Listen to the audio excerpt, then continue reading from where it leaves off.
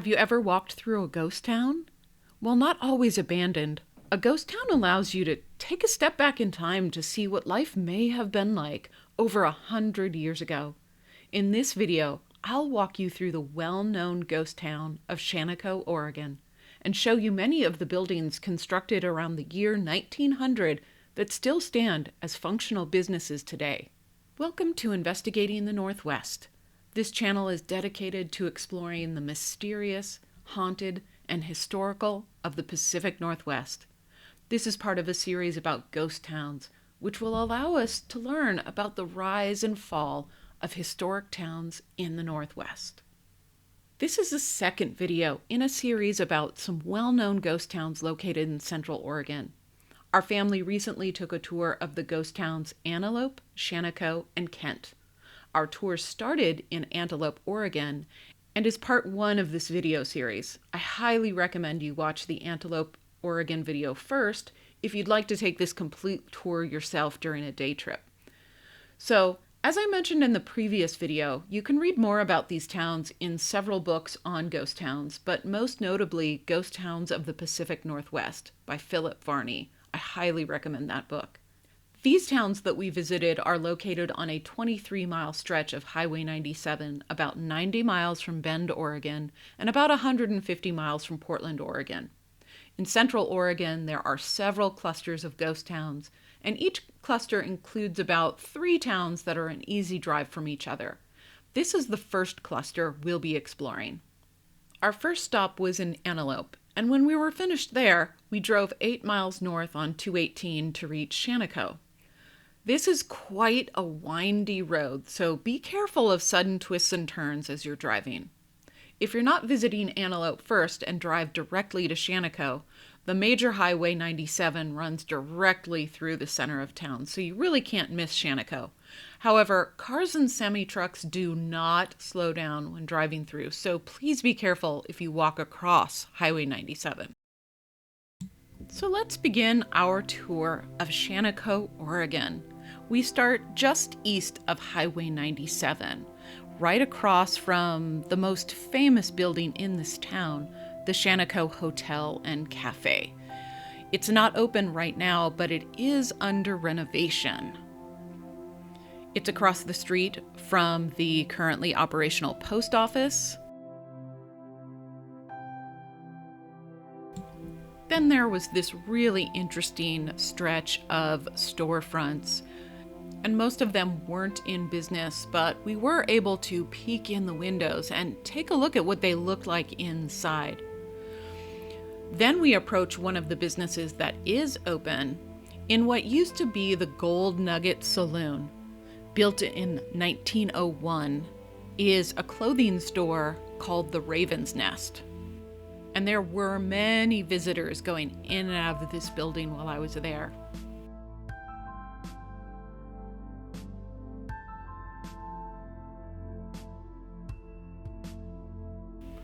This appears to be the main intersection of Shanaco, right here at the hotel.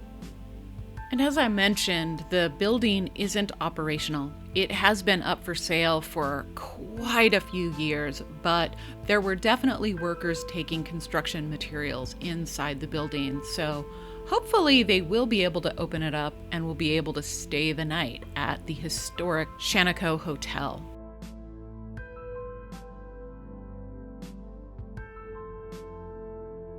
Now we have the side of the Raven's Nest here, and crossing the street to this cute little mercantile building. It is just really adorable, and it still has a little sign that says mercantile on it. And there are some classic cars that they've parked nearby. Fun fact, Shanaco's population is only about 37 people. Some picnic tables here if you brought your lunch, because we did pack a lunch. Used one of the picnic tables by the ice cream store to have our lunch, and then we had some ice cream afterwards.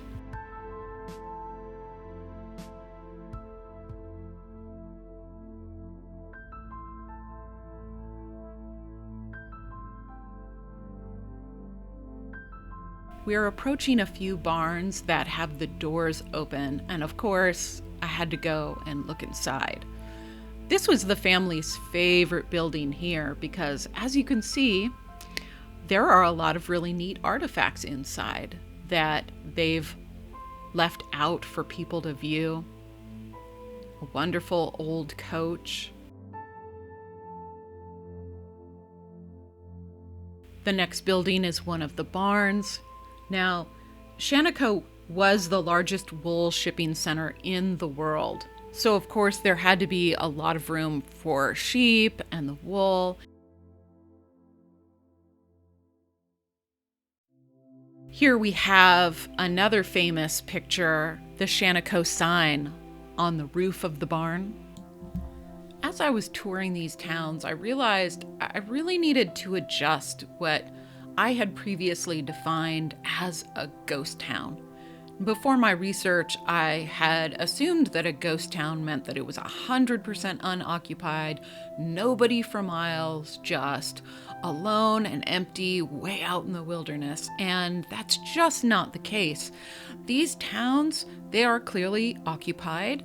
They have businesses that are functioning, but they are considered formal official ghost towns according to the resources and the books available.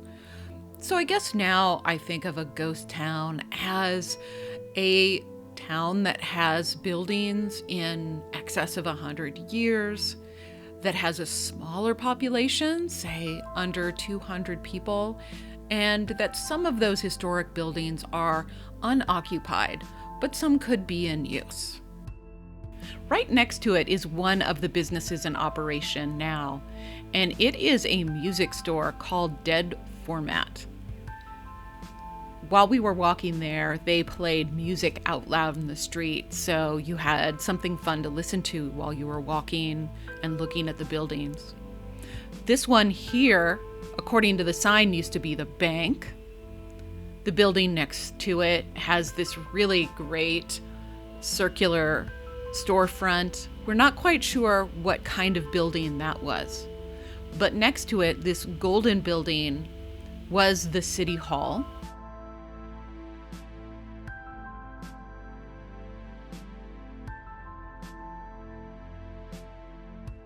A gorgeous looking building, and you could see that the storefront was made to look a lot taller because it has that facade up at the top.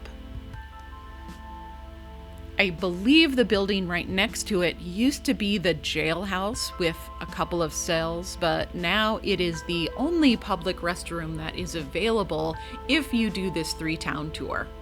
And then there is the Shanaco Volunteer Fire Department right there. This town is just about the same geographical size as Antelope, but you don't have to walk quite the same distance to see all of the great buildings in this town. Another artifact that we enjoyed looking at. I wonder what they carried around in that.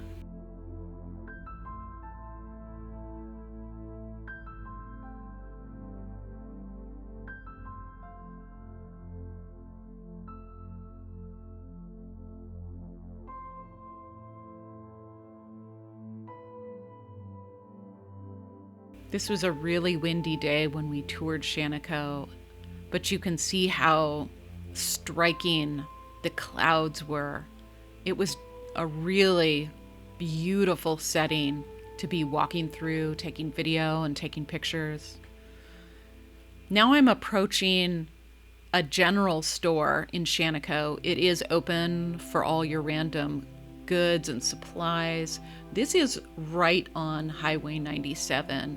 And I think you'll see one of the cars, one of the semi-trucks just speeding by there really fast. So this intersection is a little dicey. Try to stay near the building when you go to the general store.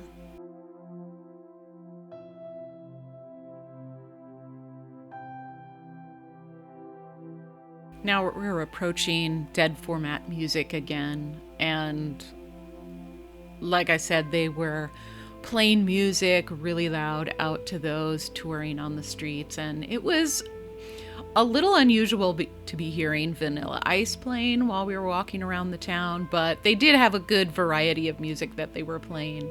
It also serves as a candy store, so you can go and get albums, probably CDs, and some candy to go along with it.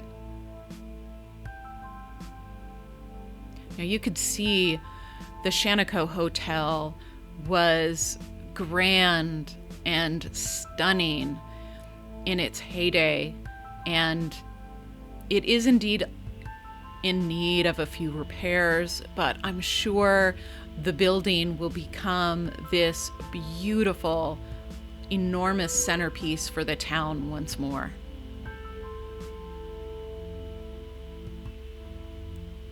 Once you head past the hotel, peeking in the windows and looking at all the artifacts they have stored in there right now, we're approaching the ice cream shop, which is the blue building ahead. And here are the picnic tables where we had our picnic lunch. We really enjoyed being able to sit and eat and take a look at all the buildings that surrounded us. This is also a gift shop, an ice cream store, and they do serve a little bit of food if you want to get your lunch here instead of bringing your own. And this is the far end of the town and right up to Highway 97. So now we come to the other side of town where they have the Shanaco Schoolhouse. Now this is across Highway 97, so we actually got in our car and made just a short drive over to the schoolhouse.